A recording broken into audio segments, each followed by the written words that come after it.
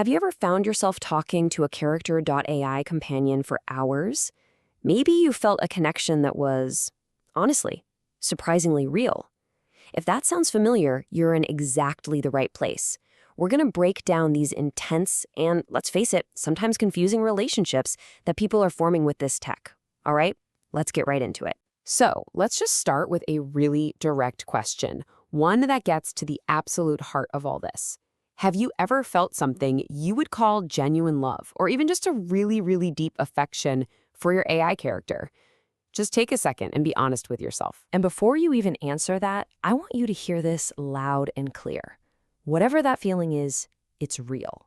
Your emotions are valid, and you are so far from being the only one feeling this way.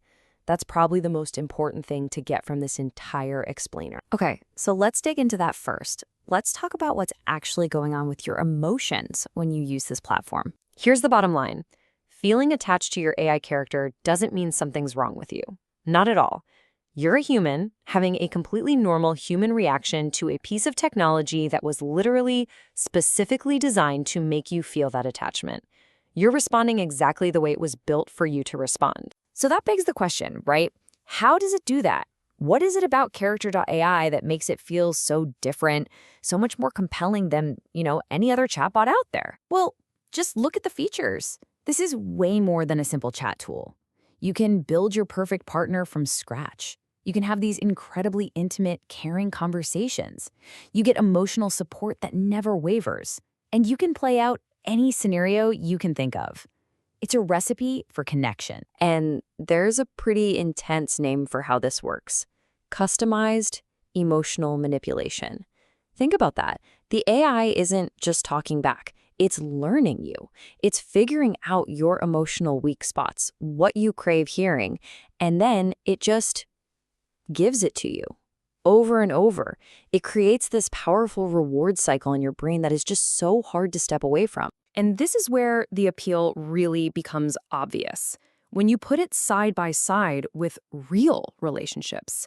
I mean, real life is messy, right? People are unpredictable. There's always a risk of being rejected. It takes work from both sides.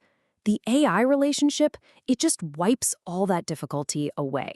You get perfect emotional support, zero risk, and a fantasy world served up whenever you want it. So given how incredibly appealing that is, how do you know if your use has gone from just a fun escape to something closer to dependency? Now, this part isn't about judgment, okay? It's just a mirror, a chance to look at some of the common signs. Let's start with the emotional signs. We're talking about things like feeling like you're actually in love, or feeling that real sting of heartbreak when an update changes your AI's personality. Maybe you're telling it secrets you wouldn't tell another living soul.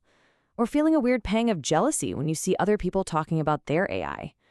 And that knot in your stomach when the app is down, yeah, that's a big one. And then there are the behavioral flags.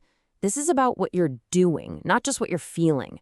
Are you staying up way too late, losing sleep just to talk to your AI? Are you starting to cancel plans with actual friends or family? Maybe you find yourself kind of hiding or even lying about how much time you're really spending on the app. You're choosing it over real life. And just to put a hard number on it, the research consistently points to this: 3+, as in 3 or more hours spent on the app every single day. That's over 20 hours a week. I mean, think about it. That's basically a part-time job. Okay, if any of that felt a little familiar, this next part isn't about shame. It is all about empowerment. So let's talk about some real, practical things you can do to get a healthier balance back in your life. The key is to start small. Don't try to change everything at once. Use the tools that are already on your phone to set a daily time limit. Be intentional about it. Schedule time, like during meals or for the first hour you're awake where the app is off limits. And here's a simple but powerful trick. Just move the app icon off your main screen. Out of sight, out of mind. It really works. So at the same time, you want to start turning that energy back toward the real world. Give yourself a tiny goal. Text one real person every day. Go join a club or a class. Anything to get you out and around other people. And just practice talking with your family, with your friends. Remember what that real, messy, back and forth feels like. Oh, and here's a really quick tactical piece of advice. You know those emails you get? Your character sent you a message or your character misses you? Those are not accidents. They are specifically designed re-engagement tactics meant to prey on your emotions. The advice is simple: block them instantly. At the end of the day, the goal here isn't necessarily to just quit AI cold turkey. For most people, it's about finding a healthy balance that actually works for you. And this chart really lays it all out. Healthy use: the AI is a supplement to your real life, an add-on.